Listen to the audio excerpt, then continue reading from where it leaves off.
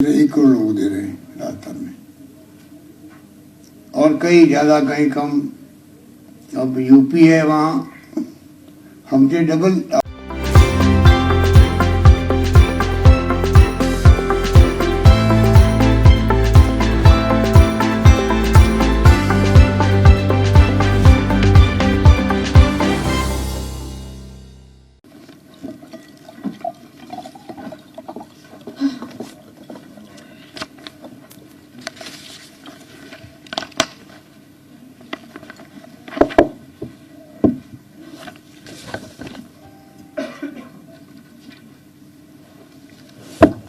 शुरू करें, चलो। जैसा आपको मालूम है कि 2 दिन हम लोग चिंतन शिविर में बैठे हैं, और ये प्रयास किया गया कि 4 साल में जो 4 साल हो गए, अब ये लास्ट बजट है हमारा इस सरकार का। तो एक लेखा जोखा करते हैं कि हम कहाँ पहुँचे, कितनी हमारी उपलब्धि है और कितना हमारे कमियाँ रही है, खामियाँ रही है।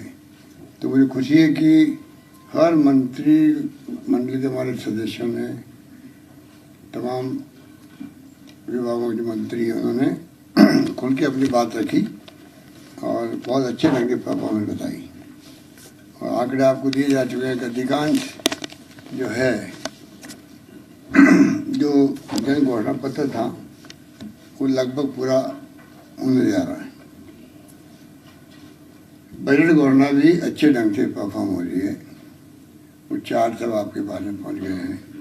अभी आपको प्रेस कॉन्फ्रेंस के बाद में एक और नोट देंगे जिसमें और ज़्यादा आपको इंफॉर्मेशन मिल जाएगी। कुछ बातें ऐसी है जो मैंने पहले भी कहा कि जो सारे खाली राजस्थान के अंदर है, देश में और राज्यों में नहीं है। इवन ओपीएस जो है, हमारी आलोचना भी हो रही है, परंतु दिल्ली हाई कोर्ट ने भी फैसला किया 10 दिन पहले ही आर्मी और पैरामिलिट्री फोर्स को लेके कि आप भेदभाव नहीं कर सकते और ओपीएस देना पड़ेगा आपको पैरामिलिट्री वालों को भी। उसी ढंग से पहले ह्यूमन राइट कमीशन कह चुका है, CNAG कह चुका है कि अभी तक तो 15 साल से अधिक हो गया है, ना तो कोई कायदे नियम बने, ना कोई पता नहीं भविष्य में क्या होगा। वो भी आलोचना ही है। और जुडिशियल कमीशन भी कह चुका है हम लागू नहीं करेंगे, और लागू है ही नहीं। हाईकोर्ट जजेस ओपीएस ले रहे हैं, आर्मी ओपीएस ले रही है। तो ये जो भेदभाव है ये चलने वाला नहीं है, चलने वाला नहीं है। हमारा मानना है कि अगर 60-70 साल तक हम लोग ओपीएस को लेके प्रगति करते गए यहाँ तक पहुँचे हैं, जिनका दावा सब लोग कर रहे हैं, तो फिर उस वक्त भी ओपीएस ही लागू थी। तो आप एकदम इनसिक्योर कर दो हमारे ब्यूरोक्रेसी को या कर्मचारियों को, तो कैसे वो काम करेंगे कॉन्फिडेंस से। रिटायरमेंट के बाद में हमारा क्या होगा, रिटायरमेंट के बाद में हमारा क्या होगा। अगर ये चिंता रहेगी तो मेरा मानना है करप्शन भी ज़्यादा होगा, और तो है ही दूसरी समस्याएं, मतलब काम भी नहीं कर पाएंगे। तो एक बहुत बड़ा फैसला ओपीएस का हुआ राजस्थान सरकार ने लिया, और अब 4-5 राज्य, हिमाचल भी, पंजाब भी, छत्तीसगढ़, झारखंड भी कर चुके हैं। और मैं अपील करना चाहूँगा प्रधानमंत्री जी से, एक तो इसके बारे में, ओपीएस के बारे में, दूसरा सोशल सिक्योरिटी, ये अब देश में मुद्दा बनना चाहिए।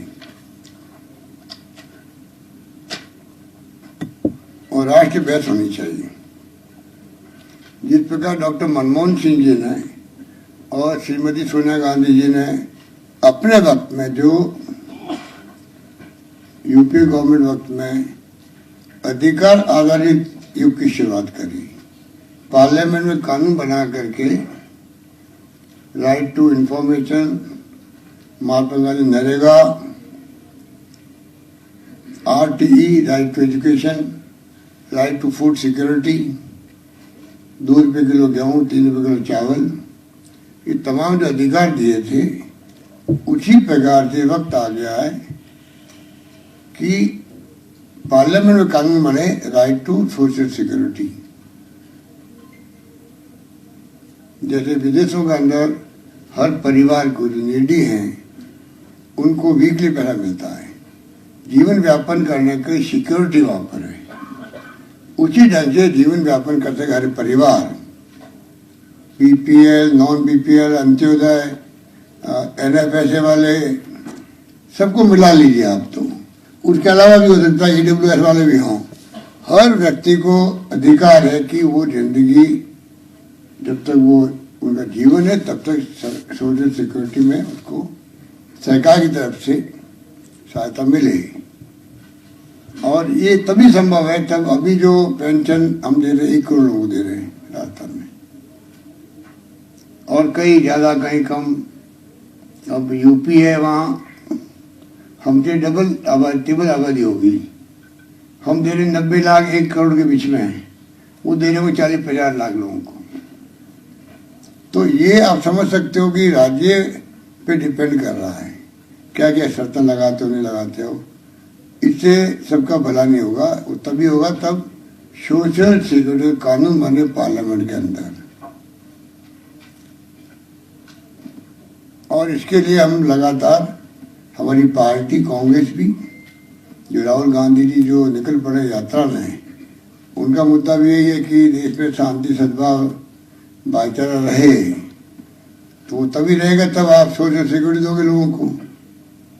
और इसीलिए वो महंगाई, बेरोजगारी, गरीब अमीर के बीच में जो खाई बढ़ती जा रही है वो तभी कम होगी। कम से कम आप जीवन व्यापन तो करवाओ हर व्यक्ति का। एक मजदूर भी जो होता है जब सही साथ नहीं देता तो बुढ़ापे के अंदर वो क्या करे, वो घबरा जाता है कि जिंदगी कैसे निकलेगी।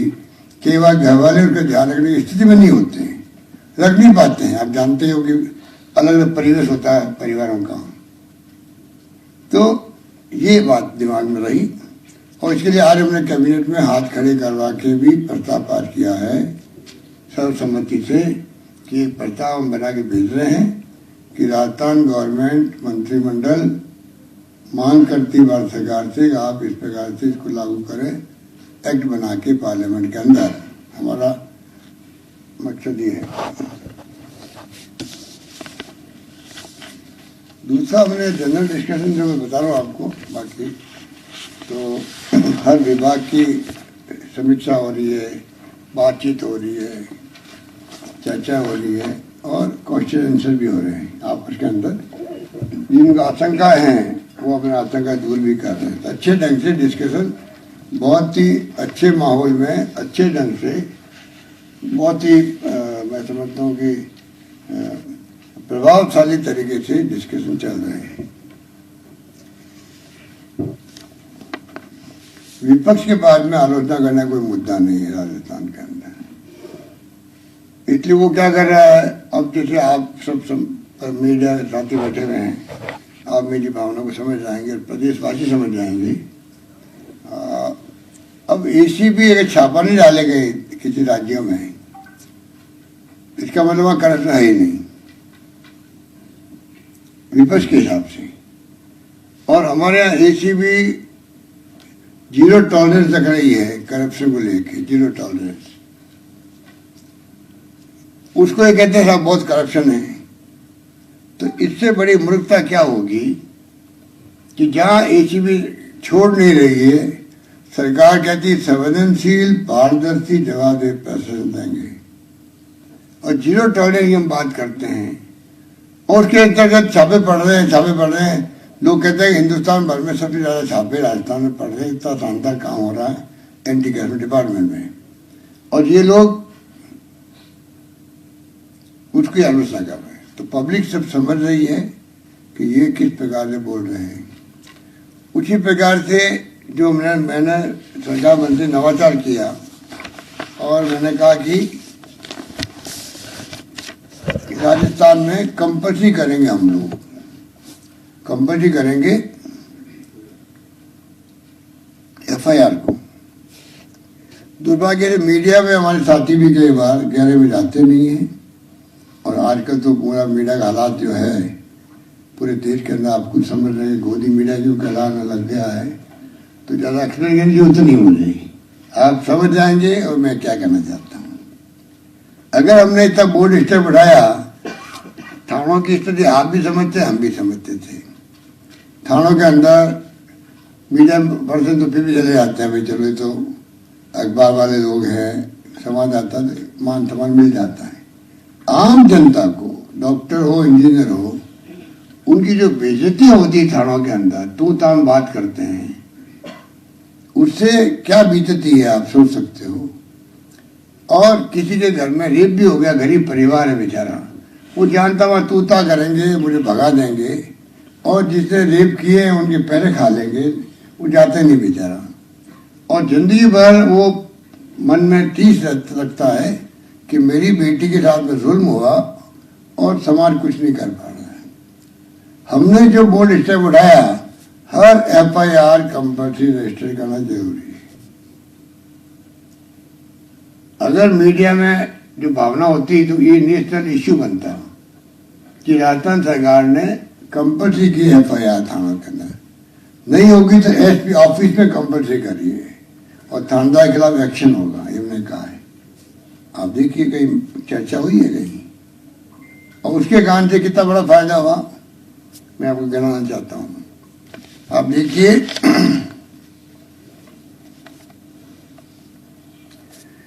FIR अनिवार्य करने के बावजूद भी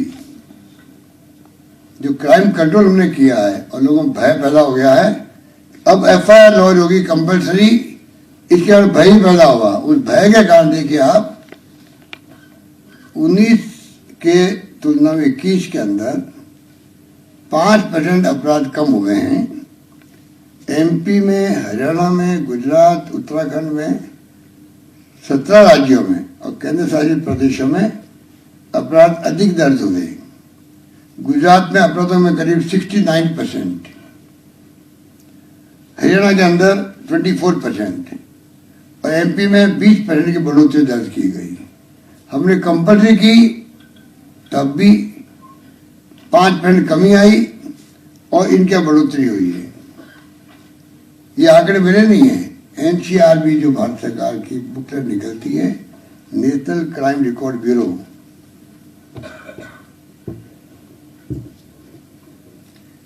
फिर आप आगे देखिए हत्याओं में, महिलाओं के विरुद्ध अत्याचार में, अपराध में और अपहरण में उत्तर प्रदेश देश में सबसे आगे है।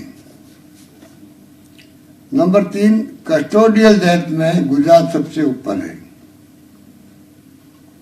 नंबर 4 नाबालिगों के साथ बलात्कार यानी पोस्को एक्ट के मामले में मध्य प्रदेश देश में पहले स्थान पर है, जबकि राजस्थान 12वें स्थान पर है। SC/ST क्राइम में यूपी नंबर 1 पर है, मध्य प्रदेश नंबर 2 पर है। अनिवार्य पंजीकरण नीति का परिणाम है कि 17-18 के अंदर 33% FIR कोर्ट के माध्यम से CRPC के अंतर्गत, आप जानते हो 156(3) के अंतर्गत इस कारण दर्ज होते थे। अब वो संख्या जो है हमारी नीति के कारण से, अनिवार्य पंजीकरण के कारण से कॉन्फिडेंस बढ़ा।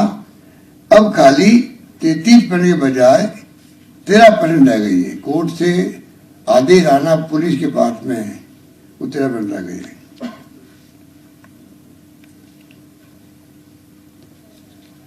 इसी प्रकार से आप देखिएगा 17-18 बलात्कार के मामलों में अनुसंधान जो है 274 डेज, 274 दिन लगते थे, आज 68 डेज लगते हैं, 68 डेज लगते हैं, सिर्फ 68 दिन। कहाँ 274 और कहाँ 68। पोस्को के मामले में भी अनुसंधान का समय जो है औसत 232 दिन था, वो 66 दिन रह गया, 66 दिन रह गया। SC/ST एक्ट के अंतर्गत भी 51 मामले अदालत के माध्यम से CRPC 156(3) से दर्ज होते थे 15 के अंदर, अब सिर्फ 10% रह गए। ये FIR के अनिवार्य पंजीकरण नीति का परिणाम है।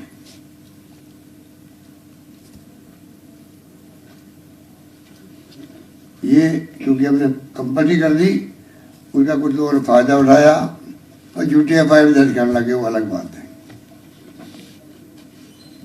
उसके बावजूद हमारी नीति कायम रहेगी।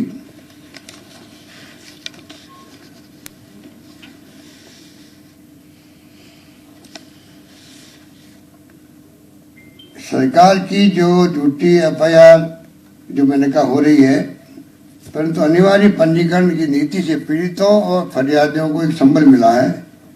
वो बिना किसी भय के थाने में अपनी शिकायत लेकर न्याय के लिए आगे आ रहे हैं।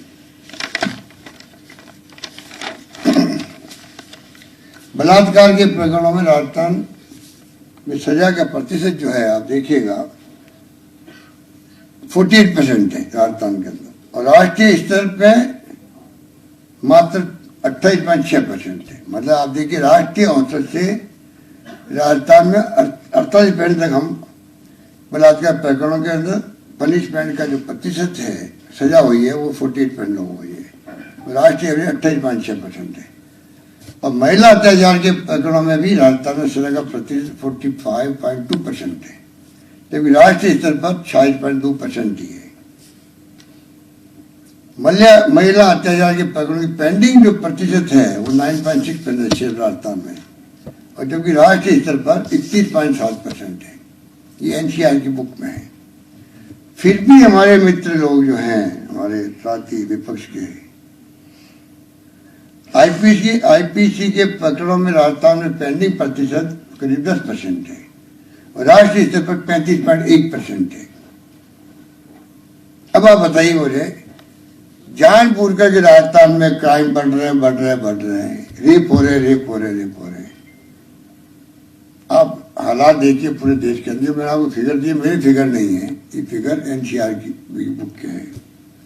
कहने का मतलब है विपक्ष में इतना साहस नहीं है कि कम से कम जो फिजिकली फैसले हुए हमारे, ये कोई फैसला एक थाने के लिए हुआ नहीं है, पूरे राजस्थान के लिए हुआ। कोई कंपल्सरी एफआईआर करेंगे, ये नीतिगत फैसला था। क्या एक शब्द भी हमारे किसी के मुंह से निकला विपक्षी नेताओं से कि ये कम से कम इन्होंने फैसला ठीक किया है? लागू होने की कमियां बता सकते थे, वो सुझाव दे सकते थे, पर कुछ नहीं उनको, क्योंकि वो इतने बुखला गए हैं कि 4 साल की हमारी उपलब्धि है शानदार, बेमिसाल। 4 साल की हमारी जो बजट घोषणा है बेमिसाल है।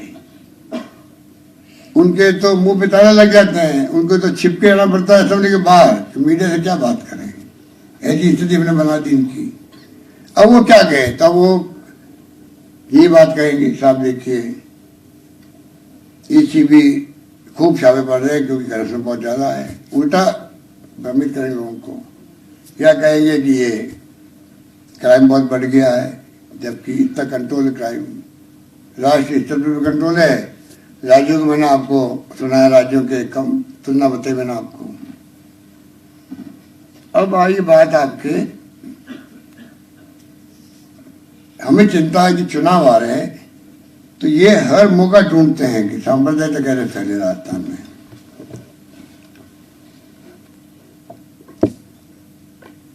और इसीलिए ये जानबूझ करके हर चीज को उछालने का प्रयास करते हैं। उदयपुर, करौली, जोधपुर में सांप्रदायिक घटना हुई, खूब इन्हें उछालने का प्रयास किया, जबकि 2 घंटे में वहाँ 1 घंटे में निपट गया, वहां पर कंट्रोल कर लिया गया सांप्रदायिक घटना को करौली के अंदर। आप मैंने कई लोग तो करौली का मेरे ख्याल है करौली डरा दे आते हैं लोग पत्तेदार बन करके।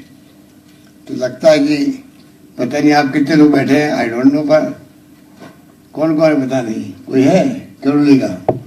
कोई नहीं है, सब गायब हो गए। तो पर करौली की घटना 1 घंटे में काबू कर ली गई। कन्हैयालाल हत्याकांड था, ये लोग था, बताइए, घटना होने के बाद में बेशर्माई से लोग हैदराबाद गए अपने कॉन्फ्रेंस भाग लेने के लिए, बीजेपी नेता लोग। ये नहीं, इतनी बड़ी घटना हुई है तो जाए उदयपुर, कम से कम अपने विपक्ष की भूमिका निभाएं। हम लोगों ने सारे प्रोग्राम कैंसिल किए, बने हुए दौरे कैंसिल करे, बीच में आए हम लोग जयपुर आए, और सेकेंडरी चीफ सेक्रेटरी को, डीजी पुलिस को, हमारे मंत्री चले गए, मैं खुद चला गया, परिवार वालों जाके मिले, किए, सांत्वना दी। और सबसे बड़ी बात है, उसी रात को दोनों मुजरिमों को पकड़ लेना,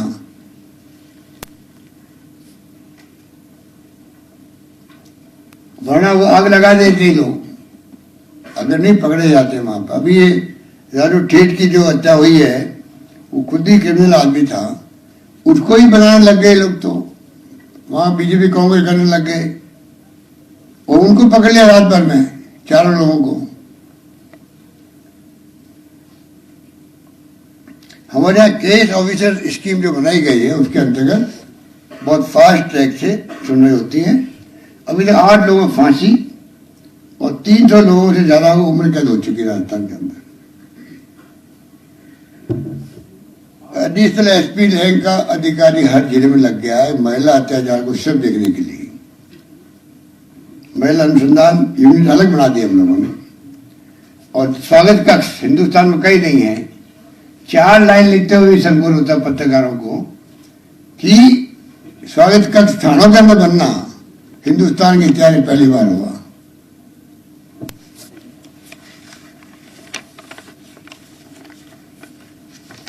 ये बार क्लब चलते रात को, सुबह 3-4 बजे चलते हैं, गली गली में खुल रहे हैं। वो तो बाद में देखेंगे हम कैसे रेगुलेट करें इनको। अभी हमने तय किया कम से कम रात को 11:30-12 बजे तब बंद करें। वो 12 बजे पहले पहले अपनी दुकान समेट लें, जो कम से कम जाके आराम से घर पे लोग रह सके। और दारू की दुकानें जो है वो मैंने 8 बजे कह दिया है कि ऐसे जो जिम्मेवार होगा जहां दुकानें खुली मिल गई तो उसका असर पड़ा है राजस्थान के अंदर, बहुत बड़ा इम्पैक्ट पड़ा है राजस्थान के अंदर।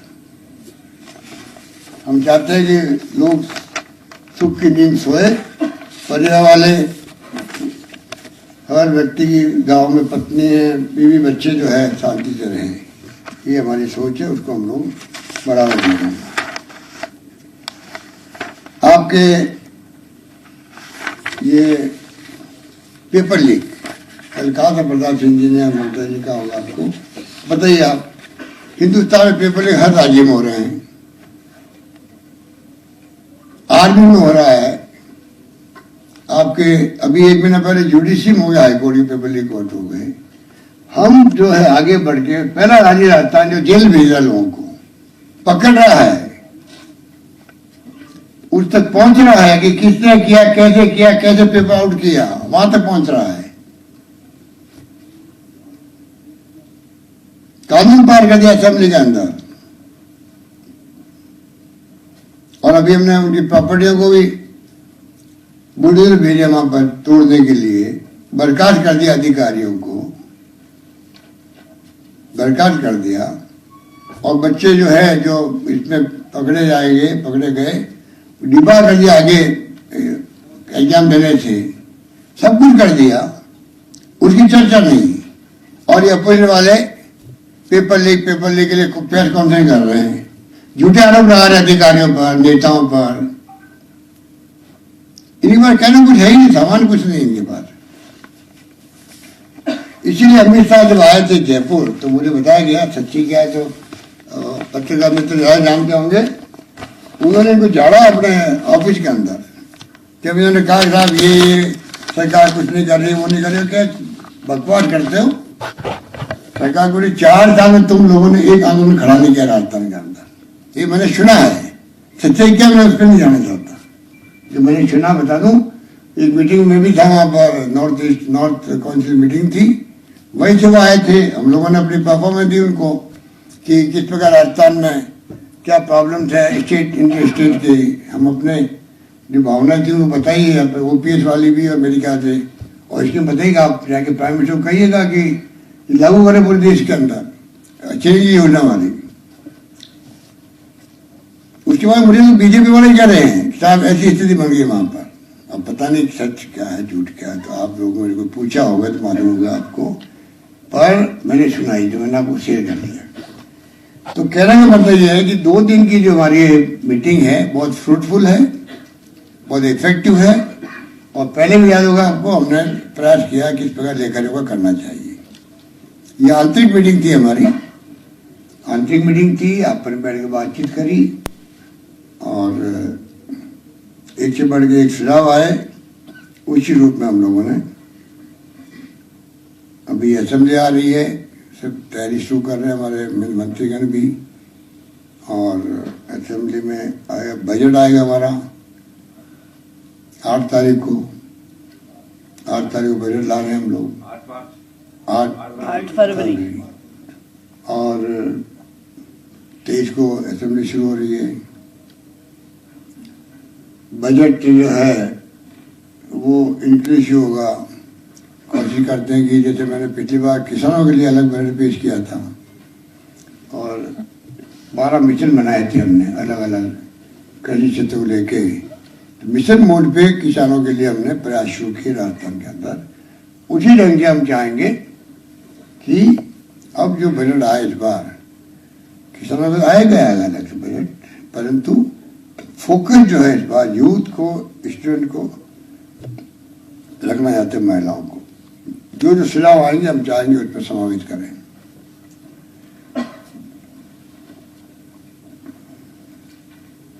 ठीक है, थैंक यू।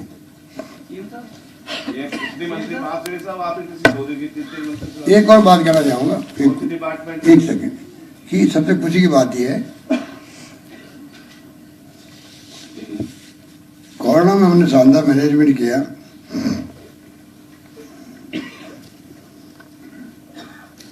अभी हमने भी कहा कि जो ये अनैतिक काम करेगा कोई कर्मचारी, और जिस प्रकार भ्रष्टाचार तो करेगा ही करेगा, अनैतिक कार्य करेगा, और अपने जानबूझ करके पब्लिक स्कीमों को लागू करने में कोताही करेगा। अभी पैसा गाँव के संग पैसा सर्वेक्षण अभियान चल रहा है, उसमें कई जगह नगर पालिकाओं के जो ईओ है, अधिकारी है, वो कॉपरेट नहीं कर रहे। 10 लाख का टारगेट था, अभी 6 लाख पहुंचा है। तो हमने तय किया कि भाई अगर कोई जानबूझ के सब कुछ कर रहा है, ऐसे लोगों को खाली एपीओ और सस्पेंड करने का काम चलेगा, इनको बर्खास्त करना चाहिए सरकारी नौकरी से। सबसे खुशी की खुशखबरी ये है कि अभी राजस्थान की जो स्थिति है देश के अंदर, हमने हर क्षेत्र में जो बजट पेश किए थे, लागू बजट पेश ही नहीं किए, हमने लागू भी किया, उनको इम्प्लीमेंट किया है। जो हमारे पूछ रहे थे हमारे नेता प्रतिपक्ष की, पैसा कहाँ से आएगा, पैसा आ भी गया, पैसा खर्च भी हो गया, टेंडर निकल गए, वर्क ऑर्डर दे दिए, ऑफिसर खुल गए, तहसील, उप तहसील, एसडी ऑफिस, नगर पालिकाएं, महाविद्यालय, गर्ल्स के, बॉयज के, यूनिवर्सिटी, जो भी करना था हमने, जो वादे किए हमने निभाए। हर क्षेत्र में प्रगति की है, पानी, बिजली, शिक्षा, स्वास्थ्य, सड़कें, उसी जीडीपी बनती है। और उसी कारण से आज देश के अंदर नंबर 1 पर है आंध्र प्रदेश 11.4%, और राजस्थान है 11.04% पे। दूसरे नंबर पे देश में विकास की दर जो है वो राजस्थान की है। इस बात की हम सबको प्रसन्नता, गर्व होना चाहिए। बताइए।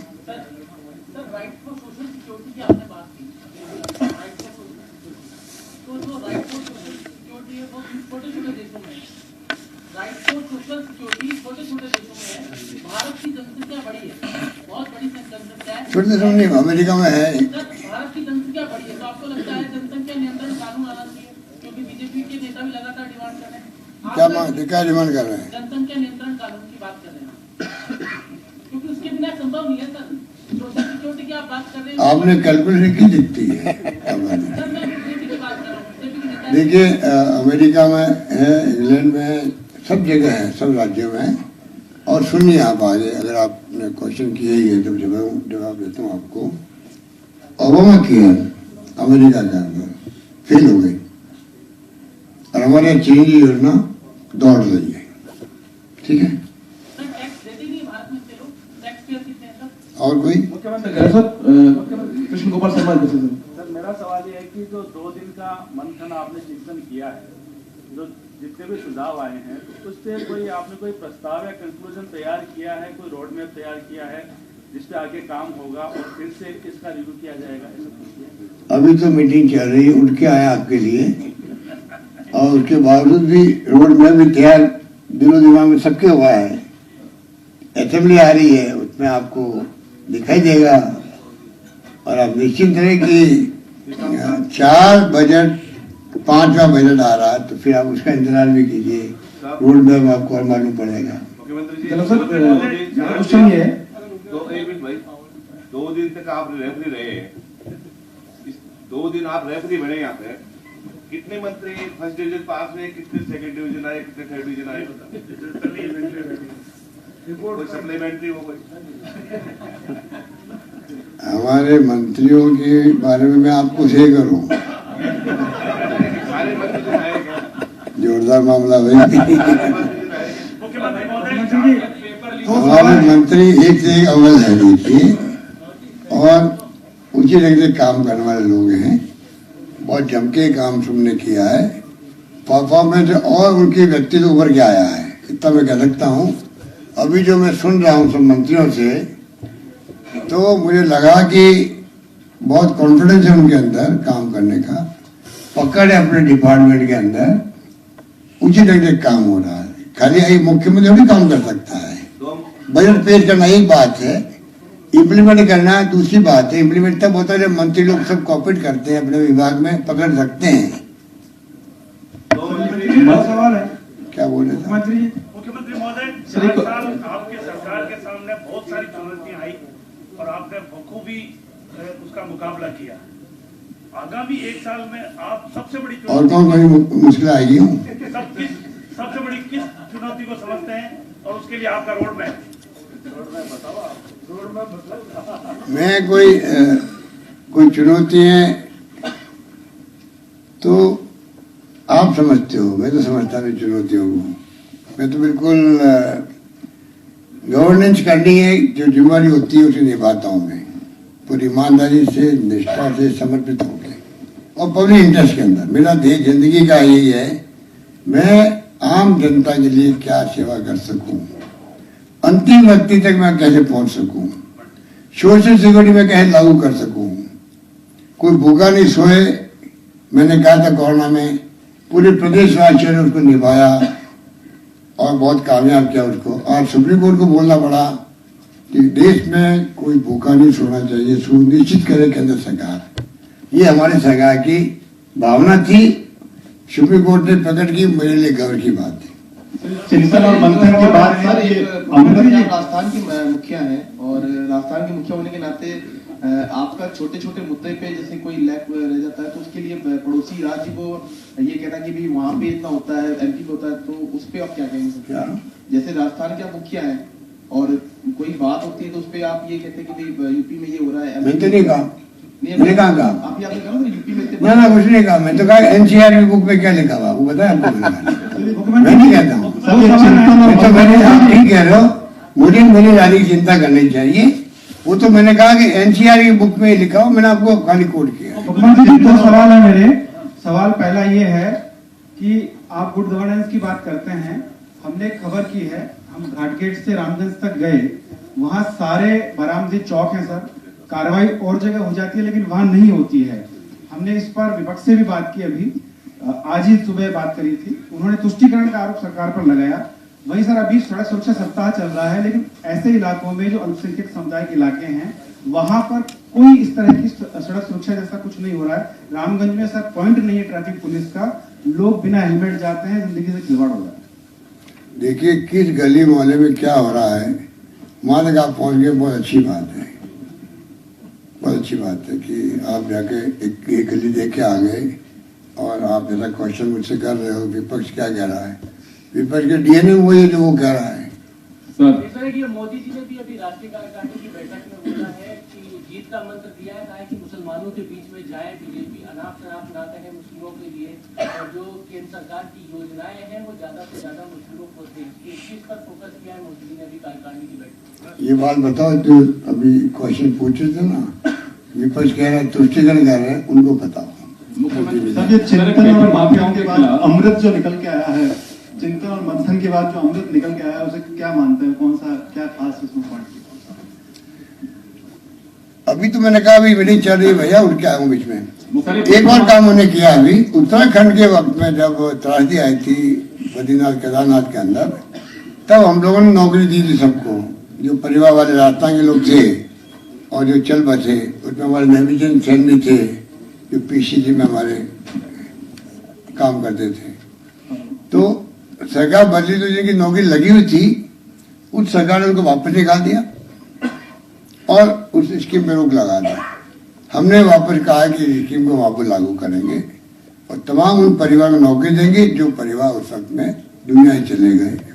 पेपर माफियाओं के खिलाफ सख्त कानून भी बना और चुनावी साल के अंदर केंद्र सरकार जल्दी केंद्रीय मंत्रिमंडल में रीशफल करने जा रही है। राजस्थान में भी क्या मंत्रिमंडल ये आपको बताऊंगा आपको बताऊंगा करूंगा कि नहीं करूंगा, करेंगे कि नहीं करेंगे। और केंद्र सरकार ने आपको काम बना के वो करने जा रहे हैं। जरा केंद्र सरकार में जो आई है। सर एक सवाल है सर, पेपर लीक मामले में सर सख्त कानून भी बन गया, उसके बावजूद भी सर ये सिलसिला नहीं रुक रहा, पूरी सरकार का मंथन था सर, कोई पता लगा कि वजह क्या है सर? अब देखिए वजह आप समझ सकते हो कि क्यों है देश के अंदर, क्या वजह है, वो एक अलग विषय है। पर दुर्भाग्य से आप बताइए इतना फ्रस्ट्रेशन है या इतने गैंगस्टर पैदा हो गए हैं हर राज्य में, क्यों हो रहे हैं? 18-22 बार हो रहे हैं, गुजरात के अंदर भी हो रहे हैं, यूपी के अंदर भी हो रहे हैं। तो ये चिंता का विषय होना चाहिए सबके लिए और इसको रोक ही सकते हैं हैवी एंड से। हमारी सरकार कोई कॉम्प्रोमाइज नहीं करेगी, सभी तरह से हम कोशिश करेंगे। क्योंकि देखिए मेरे लिए ज्यादा दुख की बात है, एक तो आप नौकरी दे ही नहीं रहे हो तो उनको परवाह नहीं है, या जो नौकरी दे रहे हैं पेपर लीक भी हो रहा है, उनको मालूम पड़ेगा पेपर लीक हो रहा है, वो परवाह नहीं कर रहे हैं और नौकरी लग जाती है ऐसे लोगों की। ऐसे राज्य भी हैं जो हम सुनते हैं कि जहाँ नौकरी लग जाती है ऐसे लोगों की भी।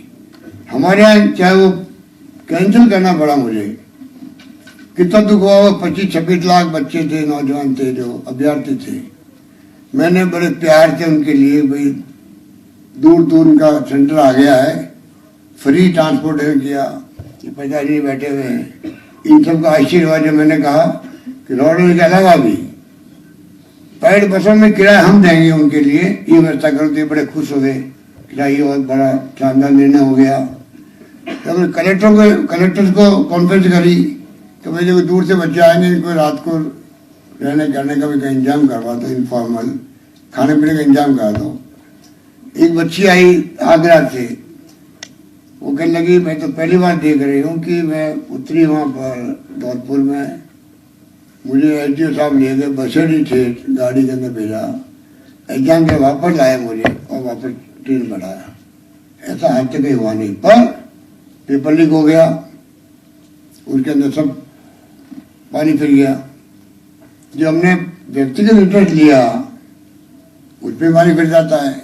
ये तो चलता रहेगा, इसमें क्या। मुख्यमंत्री जी ऑपोजिशन पार्टी जो यही चाह रही है सर, पॉलिटिकल जो ये सॉरी चिंतन शिविर में कोई पॉलिटिकल डिसीजन भी हुआ है, कोई डिबेट हुई है, कोई बात हुई है? नमस्कार, जय हिंद, जय भारत।